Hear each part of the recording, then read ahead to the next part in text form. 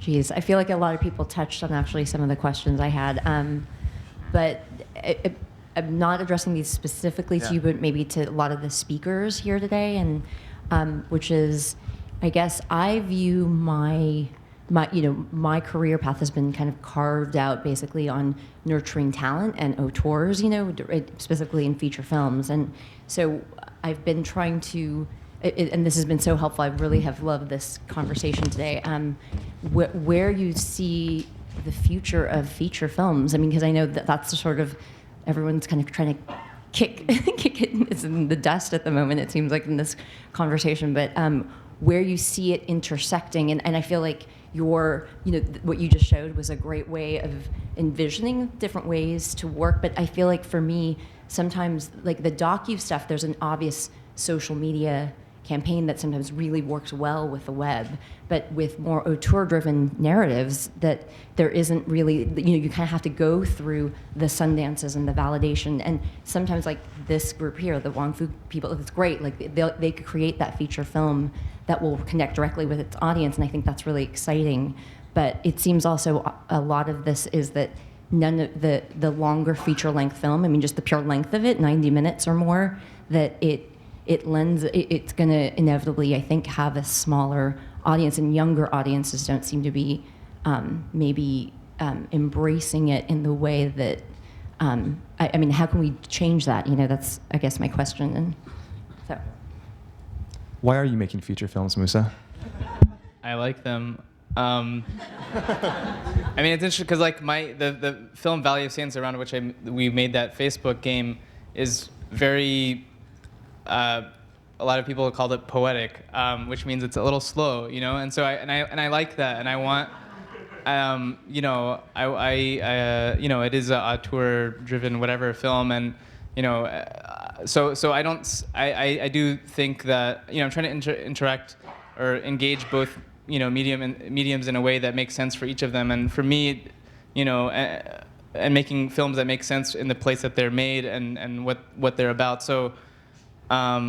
I don't know. I still, like I said, I mean, I think films affect us in a certain way, and interactive stuff affects us in a certain way, and there is some room for integration. But I think neither will supplant the other completely, and there's always going to be a place for traditional cinema. Maybe a smaller place, but it'll still be there.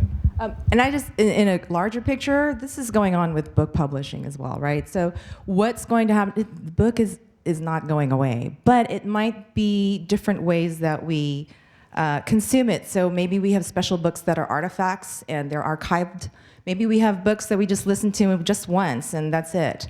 And I think we have to reevaluate the content and the context in which we're consuming them. So setting someone in a dark room for 2 hours might not work for what you're trying to do.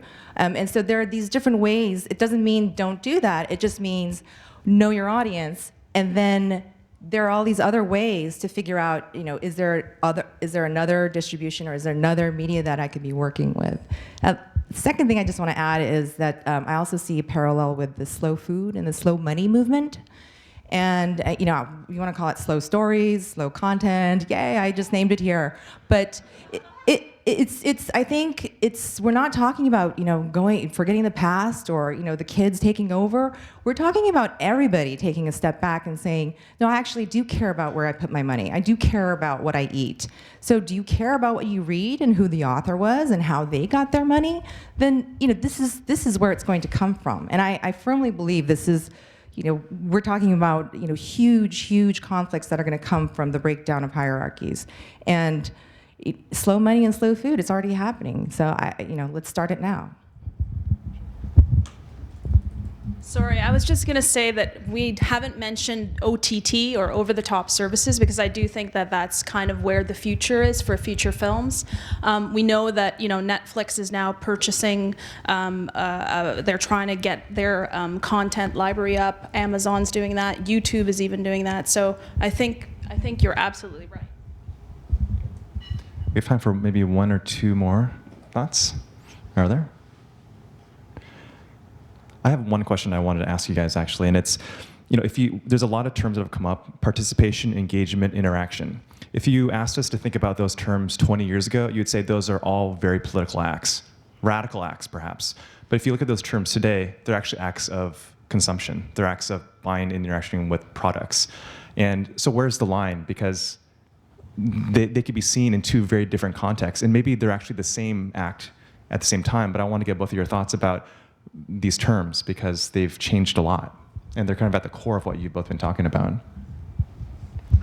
Yeah, I mean, I think, like all big Hollywood films now have huge like social media campaigns and interactive campaigns and things like that. So those political actions can be used for, commerce and corporations and things like that, or they can be used for other things, and that's where the independent spirit and voice, I think, comes in. People that are motivated to tell stories, geared towards change.